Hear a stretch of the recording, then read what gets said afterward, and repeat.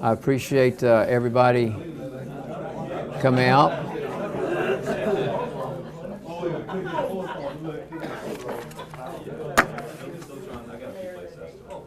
Stuart, could you get the door in the back?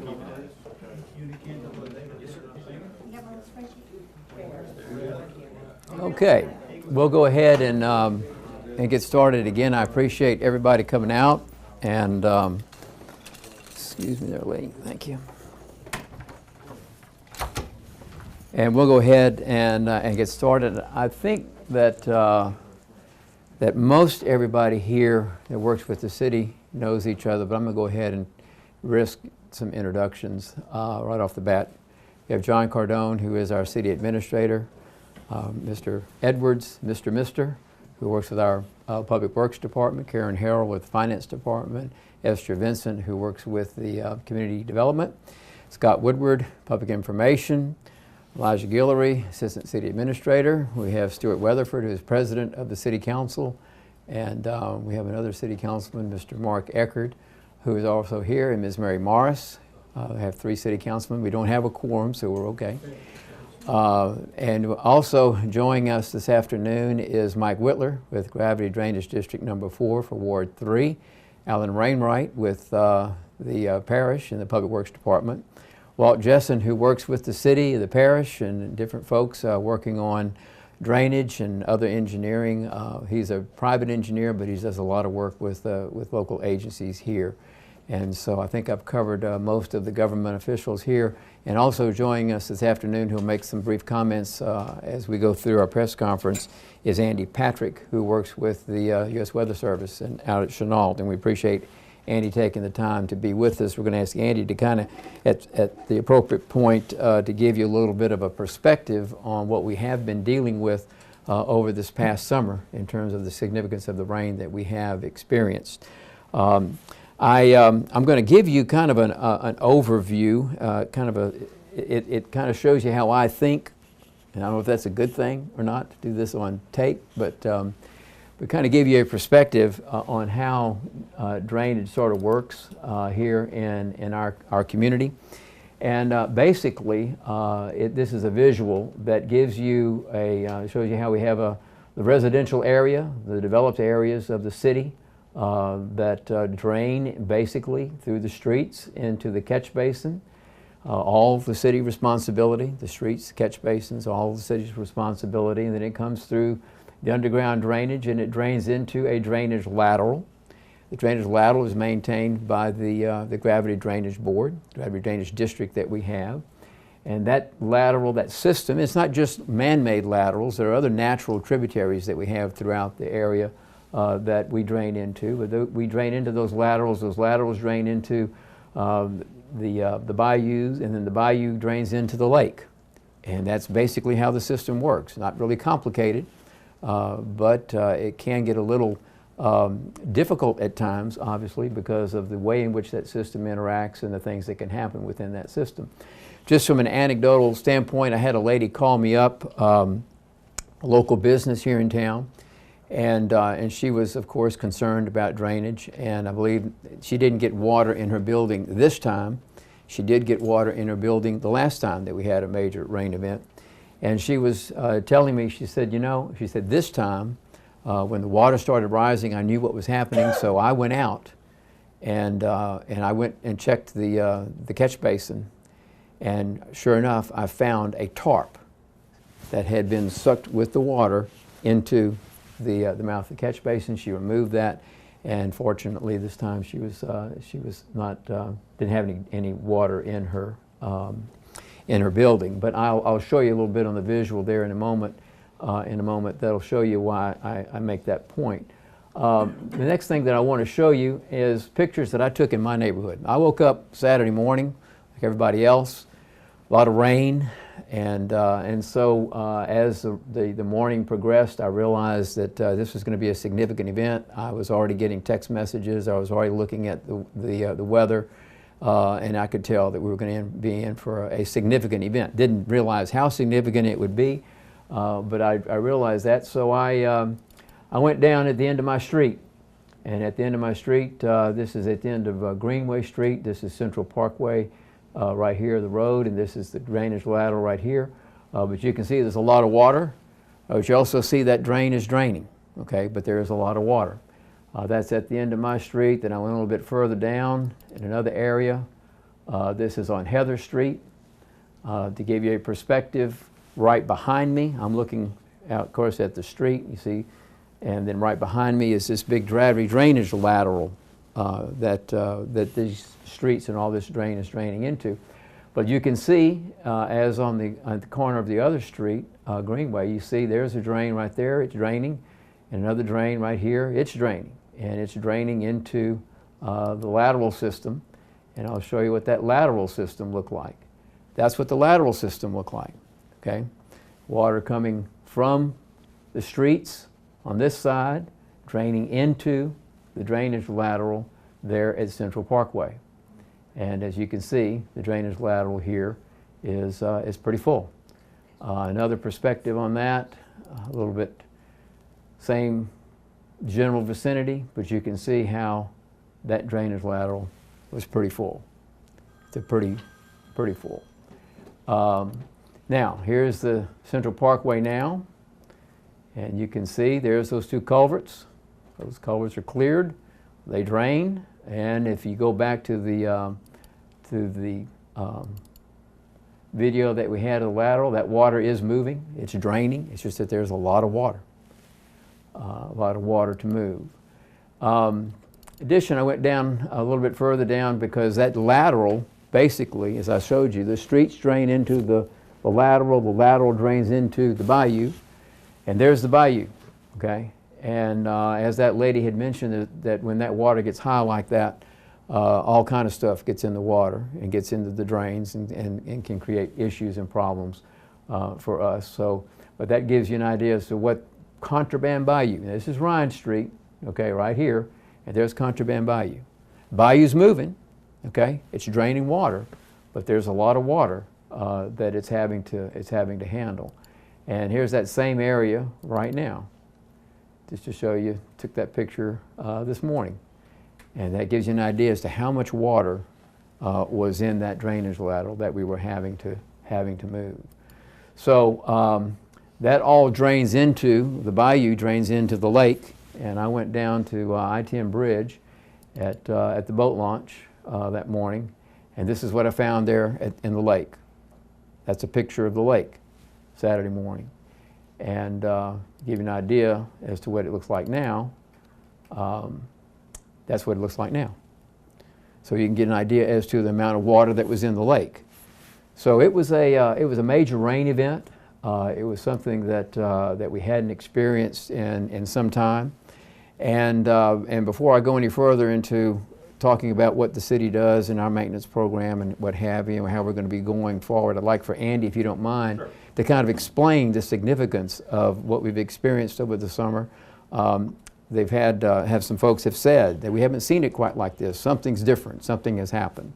And so I'm going to let Andy kind of touch on the meteorological significance, not only of the event last Saturday, but also what we've experienced this summer. Andy? Okay.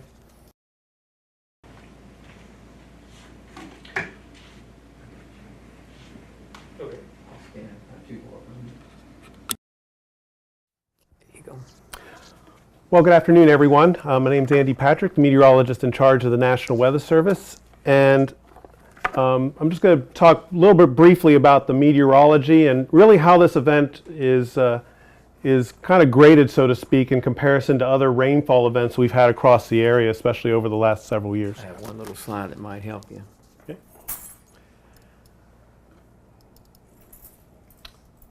There you go. Thank you. Actually, I comprised this little slideshow myself, but I have it on a server somewhere. I just didn't have time to get it to you, but this will actually work out fairly well also. Just to give you a little just kind of background information on heavy rain events. This particular event, really, a lot of times when we talk heavy rain events, they're really hard to really forecast these big extreme rainfall events from a National Weather Service perspective. A lot of times when we see rainfall coming, we can maybe give a general sense of how much. For example, For this type of event, we would probably think of a rain event as 1 to possibly up to 2 inches, but maybe locally higher amounts. We normally, especially in the 12 to 24 hour time frame, won't forecast those extreme amounts of up to, in this event, I'm going to say anywhere from 4 to 8 inches. It's just really hard until actually the event's ongoing. But nonetheless, as far as the National Weather Service is concerned, we can predict potentially heavy rainfall based on radar. We get a lot of radar-derived information, as this graphic shows. The basic scenario behind this event was actually a tropical wave that moved over eastern Mexico during that morning, and a lot of times on the east side of that, over the Gulf, it's a very moist atmosphere. So really, maybe a little more moisture than normal, typical during the summer months because of that tropical wave moving inland. As far as what happened at Lake Charles Regional Airport, we had over 7.87 inches of rainfall during the day on the 30th. Most of the rain was concentrated between 4 and 5 a.m. and say 7 to 9 a.m. We had really 2 big spurts of heavy rain. As you can see on the graphic here, the main swaths, you can see a large area of red that generally comprises about 3 to 5 inches of rain. Can you move that? Okay, sure. Really a really big swath. The yellows are basically widespread 2 inches of rain, but I want everyone to focus here on these little, I guess, purple magenta type of colors right in here. And these areas here was where we saw more of the extreme events, 6 to 8 inches of rain. Of course, the airport had 7.87 inches of rain, which is actually not only a record for the day, but the 8th highest amount all time. So obviously, when you have those type of rain amounts coming in those short period of time, probably the heavier rain coming within, although non-consecutive, a 5-hour period, that's basically going to cause some problems. One of the things we noted here when we were kind of going through the event as well is that's 5 times the normal amount of rainfall that we would expect for a typical flood event. What do I mean by that? Normally the National Weather Service will issue a flash flood warning for heavy rainfall which would exceed a certain guidance amount. Well, the amounts we've seen here were generally 5 times more than that amount. So obviously we had certainly some significant, albeit in local, heavy rain. And that's the problem. These 6 to 8 inch amounts are normally encompassed by even larger, say 1.5 to 3 inches in this big yellow swath here, and again, more concentrated amounts inside those areas. So just to basically sum up, again, this was a very significant heavy rain event, and obviously that added on to the amounts this summer. We've had very wet summer, the wettest on record so far, and officially we still got about 2 weeks to go for the remainder of the summer. So in any event, this was a very unusual event, and even though we probably should, again, those heavier amounts are somewhat on the extreme side, and I can understand. I understand. Unfortunately, it wasn't as more widespread. But then again, if it falls in the worst areas that are flood prone, then obviously we're going to have some pretty significant problems with travel, especially around town. So, anyways, I'll be here. I'll be happy to take any questions, well, albeit here or afterwards.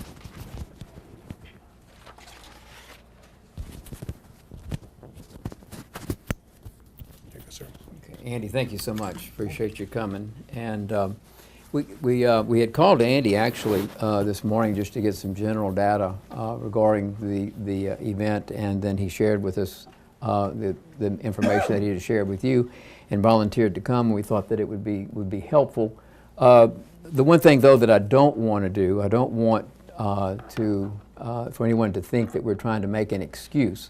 We're just trying to put the event in perspective, and the visual, I think that we shared with you kind of does that. It shows what we were experiencing in the practical side, and you could go virtually any place in the city. It wasn't the only places that I went.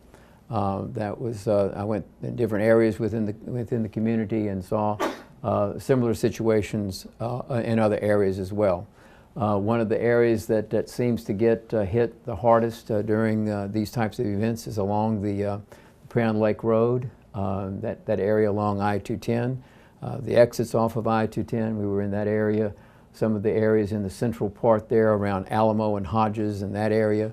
Some areas in the north around Goss Boulevard and Enterprise Boulevard and some of those areas as well, and Ms. Morris's district. I think that it's just pretty much throughout the city, pretty much universal as far as the problems that we experienced.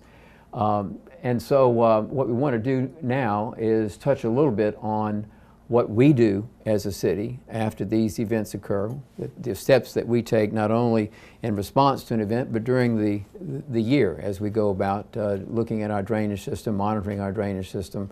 And I'm going to let John Cardone speak first, and then we'll have Mr. Edwards address a little bit about what the city's response has been, what our role has been, and how we work with Gravity Drainage District in the parish to try to help improve and maintain the drainage system as best we can. So John, you want to come up?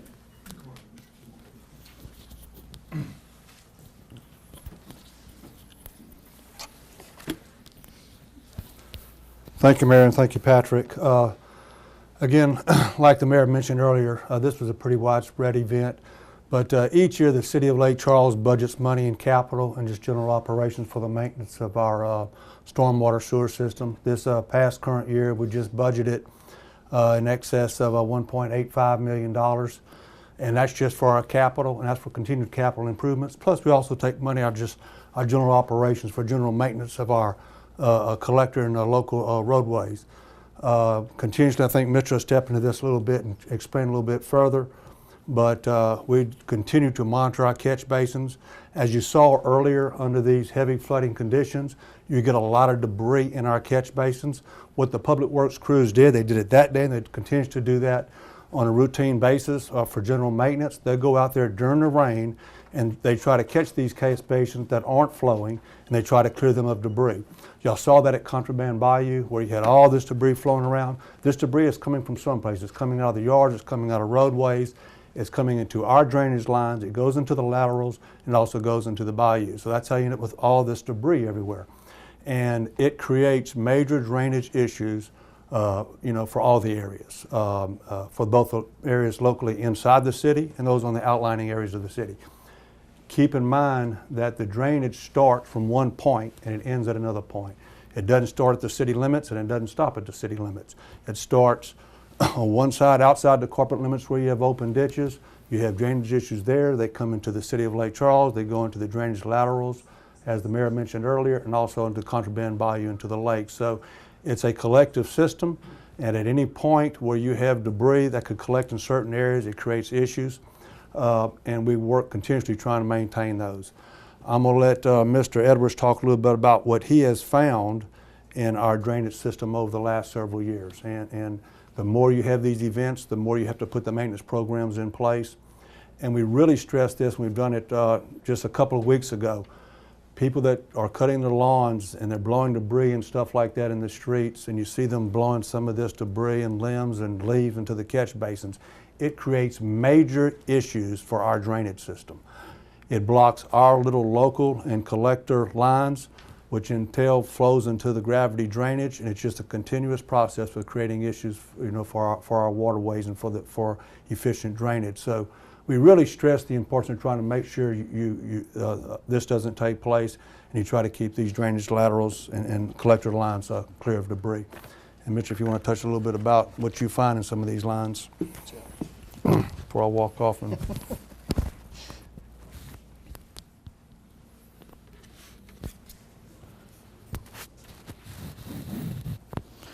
Once again, I like when I brief the Mayor and John before we come to talk, and they talk about all the talking details. I appreciate that. But they're right. What we, at our level of Public Works, what we run into is, do we have drainage problems in our area? We do. But a lot of those are created by ourselves. By, as John mentioned, blowing debris into the street. We have ordinances, and that's why the people don't understand why we give them violations or try to do those things, because those are the things that stop our local drainage. Our local drainage, meaning the small streets in your neighborhood, that could cause some localized flooding and maybe get in your house or get in an outbuilding or something like that, which is no fun for anyone. I get those calls a lot from our councilmen. This is an area that's never done that. those are problems that I can go and locate and fix. I can TV that line. We can find anywhere from a Frisbee to volleyballs to basketballs to road signs. We've found lots of road signs in a lot of our ditches, not in our ditches, but in our pipes throughout.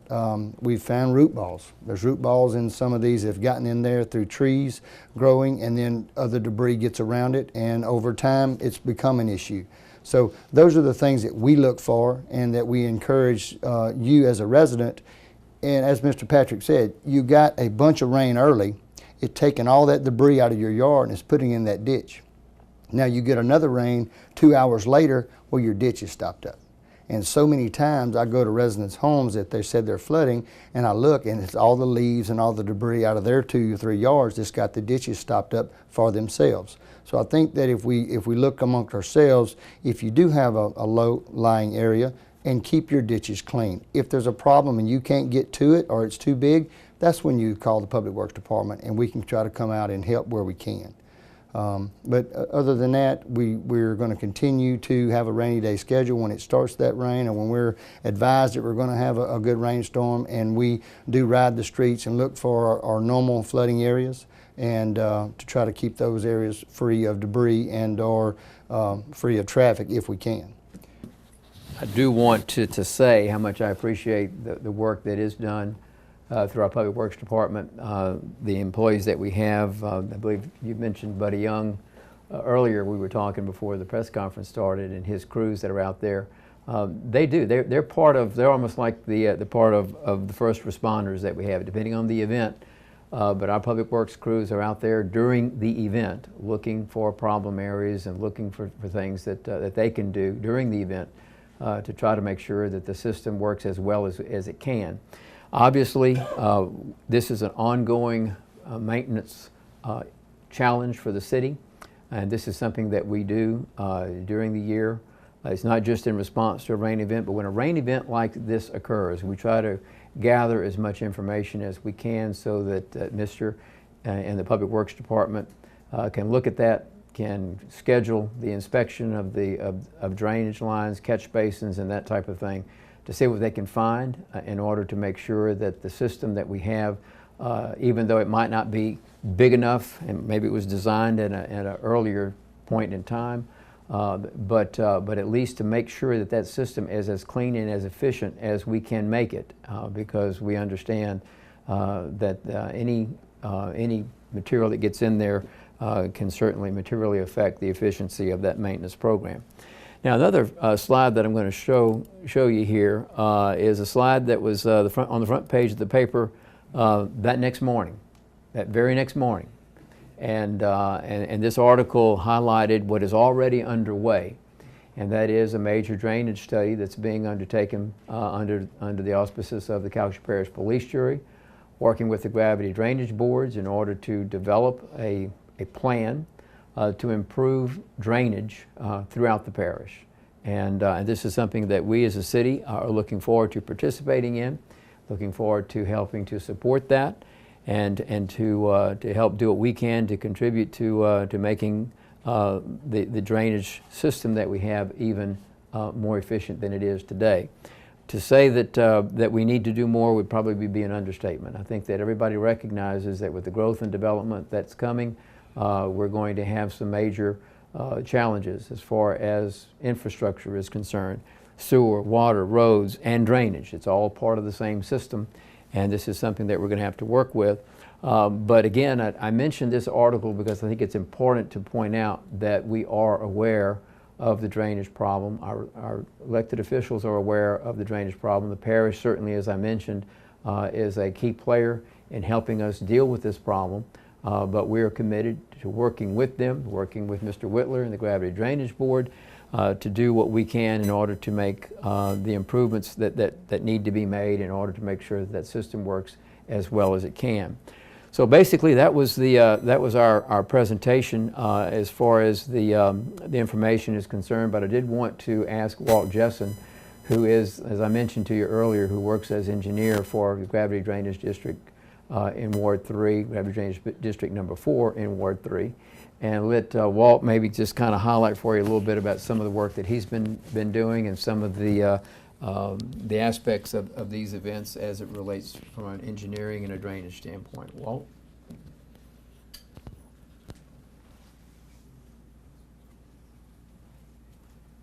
Clip that on somewhere. Thank you. I also want to let you know that Mike Whitler's crew does very similar to the City of Lake Charles. They have their areas that after the rain events they go and clear, because there's a lot of debris.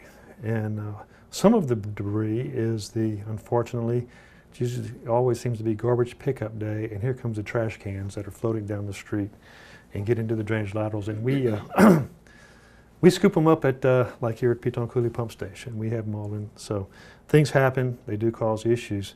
But a lot of people don't realize that the city and the parish always are trying to do and are doing improvements to the drainage system.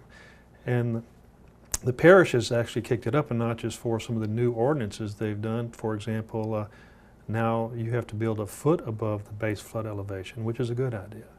That's the best thing we can do, is to get our structures up above our flooding, our anticipated floods. But every major capital project involves drainage. I'll give you an example, the Sail Road project between Holly Hill and Lake Street. There's now a 6-span bridge there, which there was like a 3-span before, so that improves the lateral. The Calcasieu Parish Trust Fund also comes into play. The different municipalities participate financially, and they join together and they pick sensitive drainage projects and they rectify that. For right now, we are more than doubling the capacity under Fox Run with the trust fund money. We have a project for localized drainage also. We're fixing to do some work in 10th Street and the 11th Street area to help put those catch basins that were not built 50, 60 years ago, because we realize you can only get so much water off the street if you have enough inlets to get it off there efficiently. Now, pointing out the fact that we are making improvements every time we turn around. The general public really doesn't realize that, but we are. When we pave Lake Street, major drainage improvements. And I think you can go down Lake Street now, whereas years ago it wasn't that way. It was flooding all the time. But once the Contraband Bayou, or whatever tributary, whether it's the Calcasieu Coulee or the Piton Coulee or the Griffith Coulee, is out of its banks, we have to rely on the lake and those stream segments to take our water away. And if it's full, then our water's not going to go away. It's going to pond on the streets or in the yards. And nobody wants to get flooded. But there's even with all this money that's being spent, sometimes the good Lord gives us more than our systems can handle. And our systems are continually needing maintenance, because they have been put in since the first part of this century primarily, and tree roots cause havoc and stuff like that. But there is a lot of behind-the-scenes drainage improvements that is going on that the general public really doesn't realize is going on. Every time we take a small step, we're making it better, we're making it better. And the next part of that equation is the new work that is being planned. The city has requirements, the parish has requirements to try and manage the stormwater on site, to try and make sure that the drainage infrastructure that's put in with these new subdivisions and new developments is adequate. And those are the things that maybe 50 years ago, not that much attention was paid to that, because at the time it wasn't deemed as important. But today, people realize sewer is important, storm drainage is important, and every time we take a move, we try to do better. And we try to follow the state's lead, the parish's lead, the city's leads, and we're continually improving on the design requirements that has to go into new work. That doesn't necessarily help the older parts of town at this time, but it does do something to help minimize new development's impact on the existing infrastructure. So it's a never-ending battle, and if we can try to keep those tarps out the catch basins, we'll get a little further down the road. So. Do you want to address the 100-year, 30-year? Well, the rainfall events is a function of how many hours it took to hit the ground.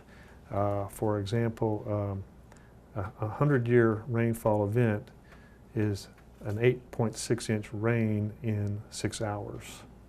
And so I think we experience that in some parts of Coxsackie Parish, particularly the eastern area in the south and east area of the community.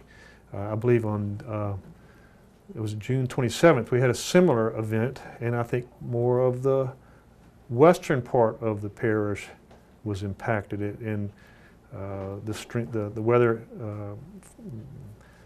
weathermaker came up from the southwest to the northeast and filled up our stream segments before it got to Lake Charles, and so we were fighting that battle. So, but we can handle a lot of rain if it's spread out over a longer period of time. But if it comes in a short burst, the infrastructure is just not designed for that. Nor to design the infrastructure for a 100-year event probably would pretty much shut down most development, because the size of the culverts, the frequency, and we're going into stream segments that are not 100-year events. So it becomes a decision and a practical matter of what is reasonable. And we have had 2 extreme events this summer, which is unreasonable or unusual. And it used to be that you remembered, well, the flood of May '80. Well, now the flood of 2014, twice, you know. So that's how far away those things used to come from. But now they, for whatever this summer's been, we've been blessed to have plenty of rain. So I don't want to say no to the rain, because we need the rain always, so for our livelihood. Thank you, Walt. And really, that's the end of what we wanted to cover this afternoon. Just kind of in summary, the one thing I do want to make sure that everyone understands is that when we highlight the significance of the rain event that we had this weekend, we're not trying to make excuses. We just want to ask everybody to keep in mind that this was a very, very significant event. And I was telling Andy earlier, I said, you know, when people tell me we've never seen it quite like this before, well, according to the Weather Bureau's records, it hasn't quite been like this before, at least in the summer. And so it has been a challenge for us to maintain the drainage system and to handle some of these events. We are continuing, as far as the city is concerned. We're going to continue with our maintenance program. When we get reports of people who have problems in particular areas, in particular neighborhoods, we're collecting this information, using that information, then going back and trying to take the TV cameras and look in those catch basins and look in the lines in the sewer and in the drainage system to see if there's something that we can do in order to remove any obstruction that might be in there, so that the system can be as efficient as it can be. We also, as I mentioned earlier, work with the Gravity Drainage Board and try to coordinate our efforts with them. They coordinate with us. We work together. We co-fund projects if it makes sense to do that. And we work with the parish. And the parish has been a great partner. Both the Gravity Drainage District and the parish have been great partners to work with. And I appreciate their cooperation. I think that they understand that we all share the same sense of responsibility and we have the same obligation because we serve the same community, and we're a part of that community as well. And we want to make sure that we do whatever we can to protect the community and to keep the community as safe as possible in rain events like this. We will continue to do that, and we will continue to look for ways that we can improve. And again, citing the efforts that are already underway at the parish level to do a master plan, a new drainage study for the community, not just because of the rain events that have occurred, but understanding that with the growth and development that is anticipated for the area in the next few years, it's going to make it even more important for us to make sure that we have a good, efficient system of drainage serving the entire parish. And I think it's even critical, not critical, but I think it's important to keep in mind that when we go back to the slide I put up there earlier about our little cartoon about the drainage system, that can be anywhere in the parish. That's not just the city of Lake Charles, that's anywhere in the parish. We have a joint responsibility. The cities maintain within the city, Gravity Drainage Boards maintain with respect to their jurisdiction outside the cities, and then all of that works together to work into a larger system that is primarily supported by the major tributaries that we have here in Calcasieu Parish. When you go back to Andy's slide that he had earlier, the slide with the showing the rainfall events from the radar, and you look at that system, you can follow pretty much Whiskey-Chitta, Calcasieu River, pretty much that was the basin and that was a tributary, and that's what got hit that morning with a major historical rain event. So it's something that that we have to live with in South Louisiana, and I think that as long as I have lived here, drainage has always been a major concern, and drainage has always been something that the cities and the parish and the drainage board have had to work together to help maintain and improve. So I want to thank you all for coming out this afternoon. I know there might be some individual questions